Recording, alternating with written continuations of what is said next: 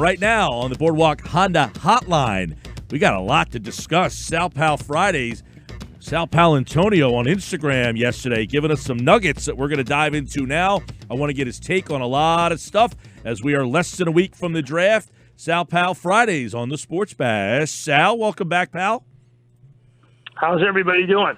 We're hanging in there, man, and we're getting close to the draft, so I guess that's the most normal in the sports world we'll feel, at least for the next couple of weeks here. And then yesterday, if you're following Sal Pal ESPN on Instagram, you had a little Eagles nugget as it pertains to Howie Roseman's phone bill, potentially. Yeah, Howie Roseman is, I've been told, Mike, has been burning up the phone lines.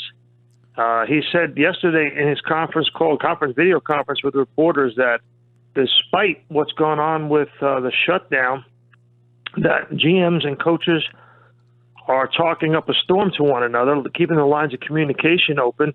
So I did a little digging, and apparently Howie is piling up quite a bill. And the bottom line is this. When you're at 21 in the first round, you got to be nimble. You got to be aggressive. You got to be ready for anything. You got to have contingency plans for contingency plans, because 21 is not a hot spot. It's a spot that's lower than, they usually say, Mike, that there are 15 blue chip prospects in any draft. So when you're down below 15, you got to be aggressive in order to get a top 15 guy. And the Eagles need a top receiver in this draft. All right, now last week during Sal Pal Friday, you said you were not an advocate of trading up for one of these receivers because we both agreed there's not a Calvin Johnson, there's not a Julio Jones. Is there one of these particular guys that you think they like enough to move up for? And I still believe that. I don't think that there's any one guy in this draft at the receiver position who's a plug-in-play, impact Calvin Johnson, Julio Jones, Randy Moss kind of guy, where from day one they get into training camp, they're going to dominate one-on-one matchups. Mm-hmm. I don't think there's anybody there worth extra picks to do that. I think if you're doing that, you're reaching. I agree with that with you and a lot of other people. I think they are in love with a couple of guys. One of them is C.D. Lamb out of Oklahoma. Clearly, they like him a lot, and they should. He's a fluid guy. He's silky smooth. He's got size. He's got speed. He's got good hands. He's a good route runner. He was productive in college. It's Oklahoma. It's not Alabama, but he's got all of the attributes that you're looking for, traits for a guy that you can coach up, attitude, coachability, smart, all of that. Recently, I heard they were very interested in Denzel Mims out of Baylor. But Denzel Mims is not a first-round talent, according to most draft boards. So that tells me that they're doing their due diligence. They're trying to figure out, okay, can we move up a little bit? Let's say that of the top 4 receivers, 3 of them go right away. Do we have to invest a pick or 2 to move up a couple of spots to make sure we get one of the top 4, a Justin Jefferson or a C.D. Lamb? Mm-hmm. And if not, we got to be ready to jump out and maybe pick up Denzel Mims later. Yes, as you posted on your Instagram at Sal Pal ESPN, you can go watch the video and hear what Sal had to say. You also mentioned in the body of that, which was, this is something Howie's known for. He's one of the top 5 GMs in the league in terms of movement on draft day, particularly in that round 1, which makes it feel all the more possible that 21 just simply isn't the spot they want to be. And if it's getting the guy they want to move up or moving back to get multiple guys, it seems that 21 will not be where they sit on draft night. He doesn't like to sit still, Howie. He doesn't like to sit still. He wants to get a guy who he believes can make an impact. Remember, his first draft pick ever for Andy Reid was the guy who strip-sacked Tom Brady in the Super Bowl, Brandon Graham. Mm-hmm. He was sitting up the stairs, up in the stands in the big house, in nearly the top row, and called Andy on the cell phone and says, I think I got our guy. And he was scouting Brandon Graham himself.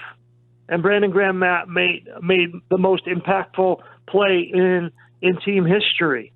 So he's made many, many draft day trades, fourth most of any GM since he became GM of the Eagles in 2010.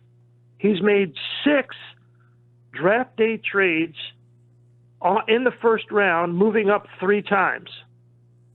So that tells you this guy doesn't like to sit still. No, he doesn't. And I was doing a radio show today, and the host said, we call this Howie season. So that's how it's recognized across, all angles. And this is where he really needs to shine. How important of a draft, Sal, is this, considering 5 picks last year, 5 the year before? They have 8. They traded 2 to get Slay, and he kind of addressed this yesterday, like, hey, you gave up 2 to get Slay. How important is it to keep the 8, or just make that decision of, hey, if we can get better and get the best player, we'll give up draft picks? Do you feel that they should at least walk out with 8 players on draft night, because they've only had 10 the last 2 years? Mike, it's simple math. One of the rules of journalism is this: follow the money. Comes right out of Watergate, and I'm a Watergate baby. Follow the money. This team needs to get 5th-year options on players. That means they're going to have to pick in the first round. They need 5th-year options on players. Mm-hmm. They have to get younger and cheaper. They're going to be over the salary cap by $14 million in 2021 if they do nothing. They're going to have to renegotiate Carson Wentz's contract just to get under the cap. Why they've taken J.J. Arcega-Whiteside, they took Nelson Aguilar, Josh Huff, Mac Hollins. Why has this team struggled with drafting wide receivers? Is it that they do not scout this position well, or is it because there have been good wide receivers that play very early? It used to be, you got to give them 3 years. That doesn't seem to be the case as much anymore. Why do you think this particular Howie Roseman-led front office has struggled at that position? Well, I don't know why they're picking guys from the Pac-12. No more. First of all, done. No more Nelson Aguilars. No more J.J. Arcega-Whiteside.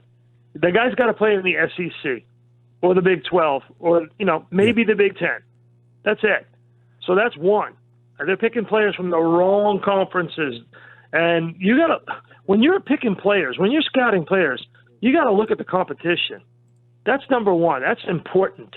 Competition and speed.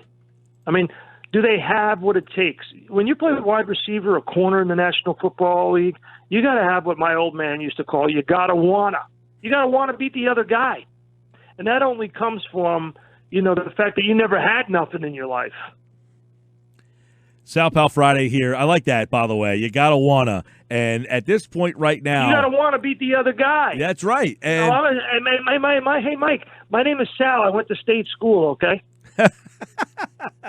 By the way, I didn't go to Harvard and Princeton, Mike. Well, I didn't grow up on the main line, okay, Michael? You and me both, Sal. I'm just a guy from the Jersey Shore who went out to West Virginia because it was just far enough away for me to get away from home. You know what I mean?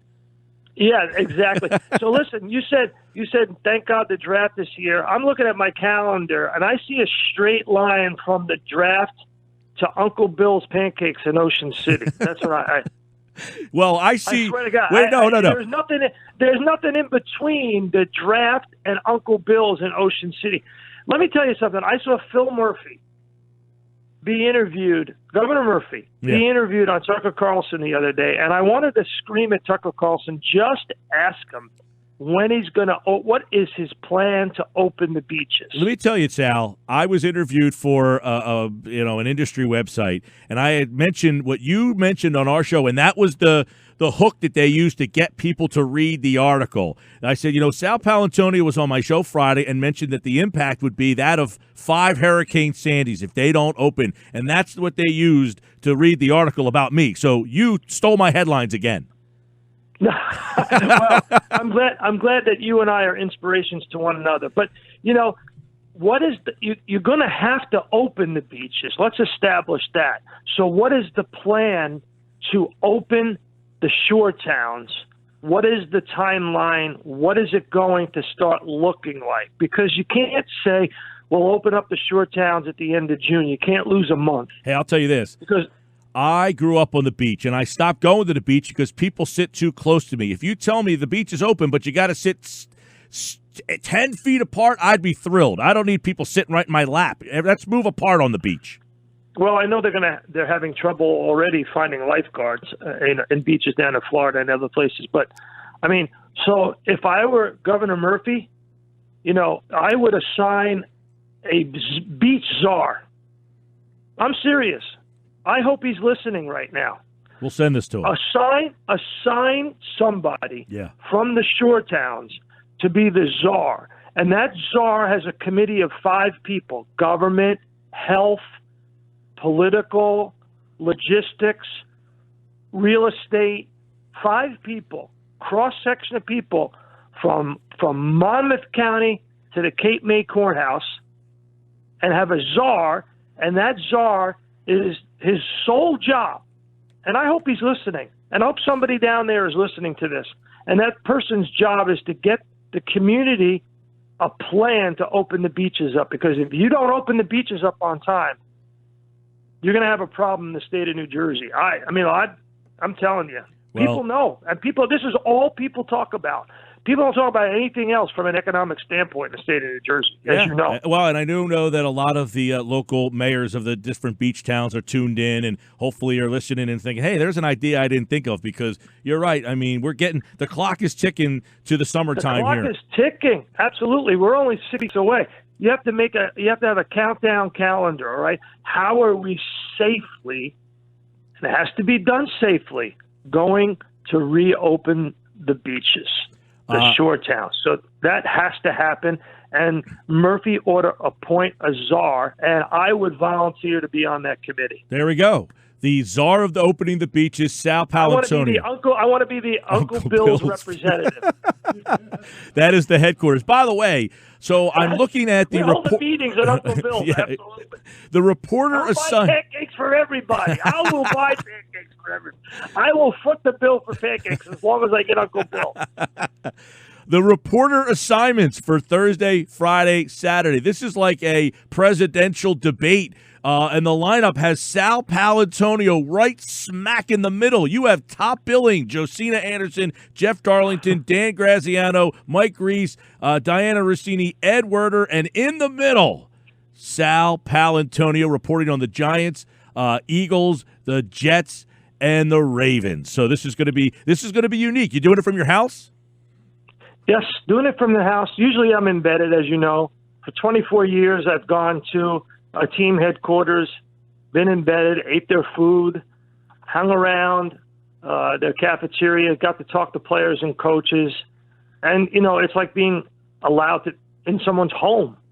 And, you have to respect their rights, respect their home, respect their secrets, but try to get as much out of them as possible to respect the viewers as well. So it was often was a delicate balance of finding out information and parceling it out as best as you could. Now you're doing it over the phone, and it's not as easy because that in-person contact allows you to read faces, allows you to get one-on-one with people that you can't do. But so it makes it definitely a little bit harder. All right, I know we're less than a week. At this point, I'll just ask you, do you think they pick at 21 or out of that spot? You can change if we talk again next week, but today, less than a week from the draft, does Sal Paolantonio think Howie Roseman will make a pick at number 21?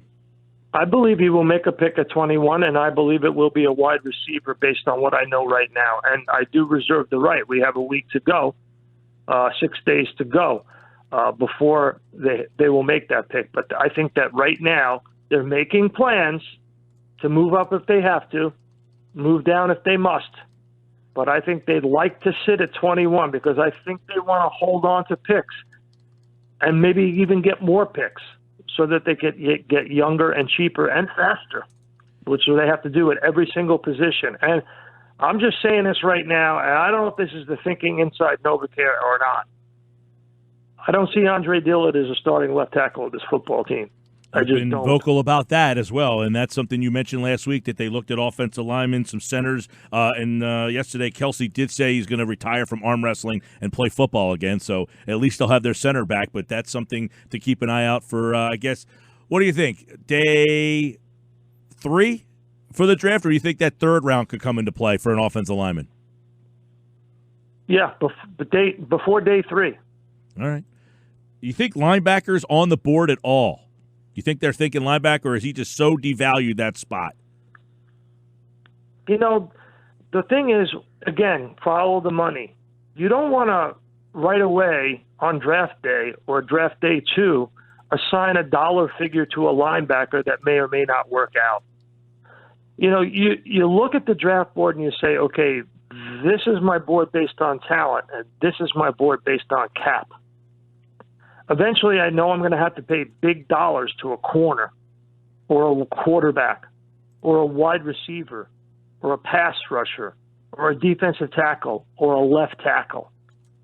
Those are the positions that usually get assigned in the first or early second round. It's very unusual. That's why you don't take Dallas Goedert where you were. You dive out of there and pick him in the second round, because you're never going to give a tight end cornerback money. Last one for Sal Paolantonio. Am I able to be on your task force? I want to sit at Uncle Bill's Pancake House. Michael, I'll come pick you up at your house. I'm on the way, man. I'm on the way. It's a Sal Pal Friday here on the Sports Bash. And, of course, the NFL Draft is a less than a week. Thursday night, you'll hear it all right here.